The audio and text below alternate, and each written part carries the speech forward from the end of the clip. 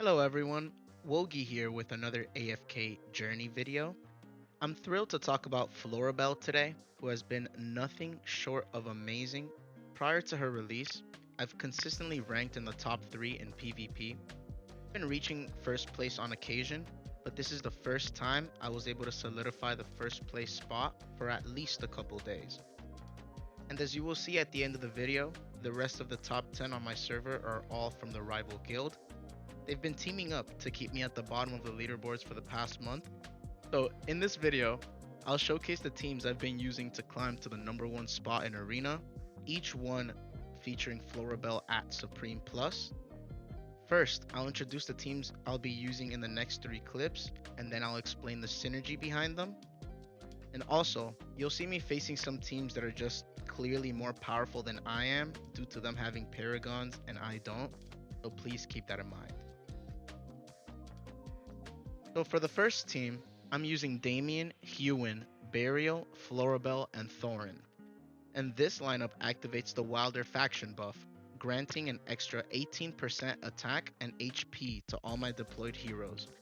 Additionally, having Burial, a Hypogean on the team adds an extra 1% bonus, totaling at 19% bonus attack and HP to all of my heroes. In case you didn't know, Hypogeans can substitute for another faction hero. So if you have 3 Wilders on your team like I do, and add 1 Hypogean, it counts as a 4th Wilder, increasing the faction bonus by another 4 plus 1%, so a total of 5% for being a Hypogean. And this 5% can be crucial to winning or losing matches. I chose this team composition because Florabelle synergizes exceptionally well with Damien and Burial. Burial is known for summoning a silhouette whenever a non-summoned enemy remains isolated for over 3 seconds. This ability is particularly useful in PvP as it drains 180 energy from the enemy team whenever a silhouette is summoned. The silhouette also serves as a distraction capable of tanking hits and dealing some damage, which can sometimes completely turn the tide of a match. Even if Burial falls, his silhouettes remain as long as Florabelle is alive, absorbing additional hits alongside Florabelle's summons. I paired him with Damien because Florabelle's shield from her EX weapon, which is unlocked at Mythic Plus, benefits his cart. As you'll see in the clips, while the cart is healing, it has an HP bar. Normally, Thorin's ult would one-shot the cart, preventing it from healing and providing haste. However, Florabelle's shield prevents this, allowing her to come online quicker. And lastly, I included Hewin because she's another Wilder. Ensuring the faction buff, she provides sustain for all my summoned units, granting them heals, cleansing ally debuffs, and reducing all allies' damage taken by 32%, thanks to her level 2 weapon. Now, placement strategy.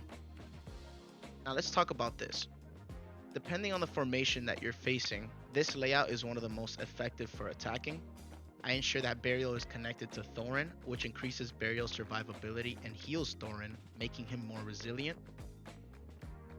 Typically, Burial is the highest damage dealer or the most disruptive in this team comp, so Thorin taking an extra 50% damage to keep Burial alive and provide Thorin with extra healing is very beneficial.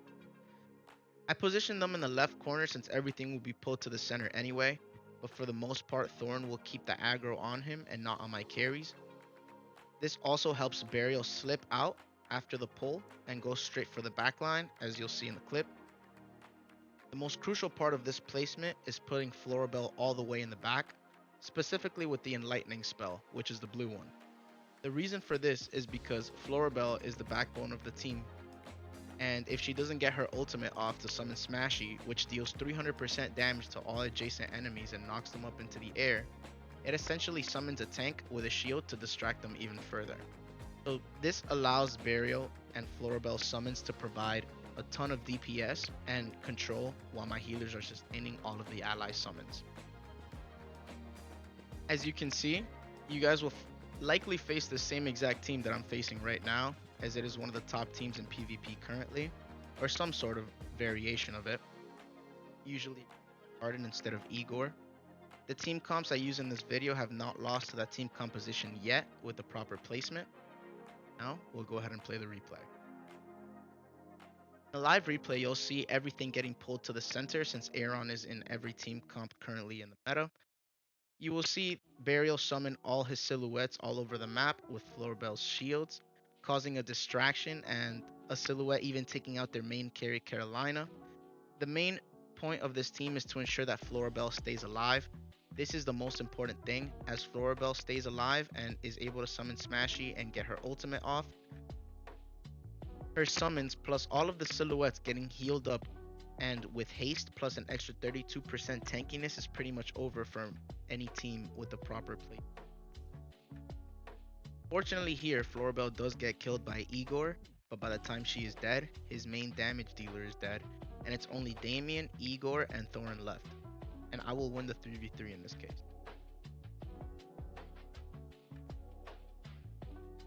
Feel free to go back and slow down the replays if you guys want.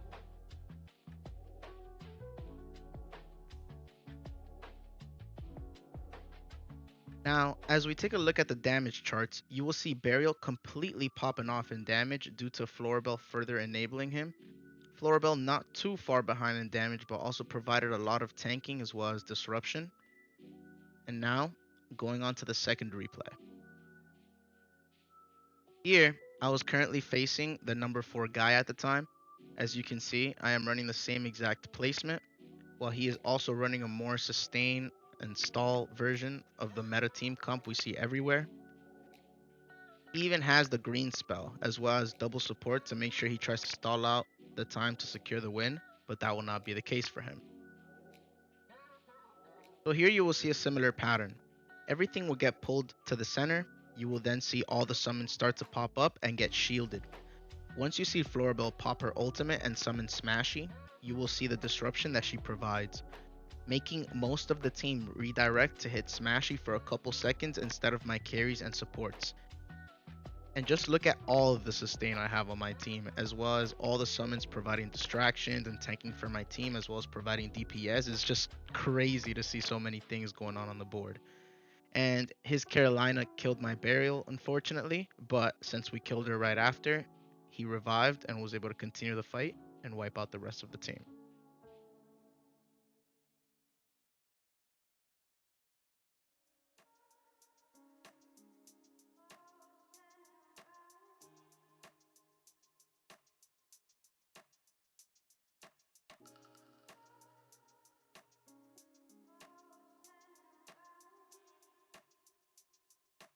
As you can see in the damage charts, I mean, clearly Florabelle is just putting in that work, especially against the meta team that we see absolutely everywhere right now.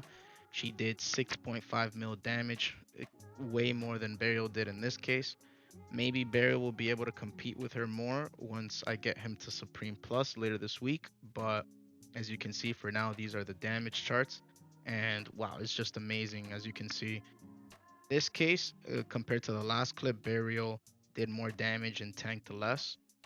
And now in this case, like they just swapped places. Pretty much, Florabelle did significantly more damage and tanked less. So his silhouettes were tanking for most of the clip. Now let's move on to the second team comp. And in this setup, I've replaced Huon with Aaron. This change was necessary because I was up against a player who runs a tankier team with a Supreme plus Scarlita.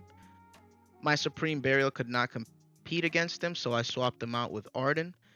Arden pairs extremely well with Florabelle. Not only do we maintain the faction bonus buff, but Florabelle also provides control effects, which enables Arden to deal even more damage, as you will see in the replay. So what's going to happen this time? Well, everything will get pulled to the center again. Who would have known? Except this time, we're also going to be pulling things to the center. Arden gets his ultimate off from the haste that Damien provided, as well as the control effects from Aaron. Florabelle then summons Smashy to provide more damage from Arden and adds another body to the field. When Scarlita smashes down, it's always so scary to see. As you can see, she took out my Florabelle, but for now, in this 2v2, Arden is just too good, and he's able to clutch it up for me.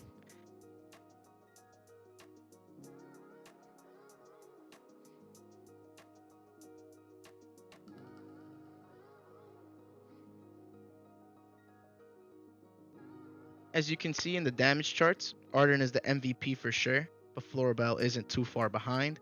She also provides a decent amount of damage tanked, but also Arden wouldn't have done this amount of damage without Florabelle being on the team, providing this utility as well as the extra 4% buff and the control effects, which enable Arden to do more damage and gain more energy.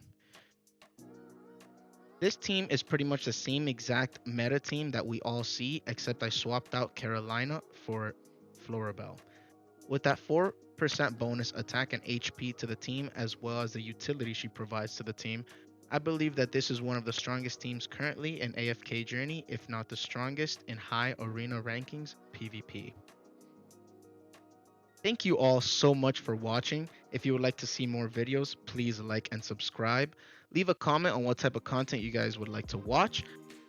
I have another video releasing soon on seeing how Florabelle performs in the high-end game content, which is stages 200 plus of Trial of Abyss, as well as how I achieved first place on Snow Stomper with Florabelle.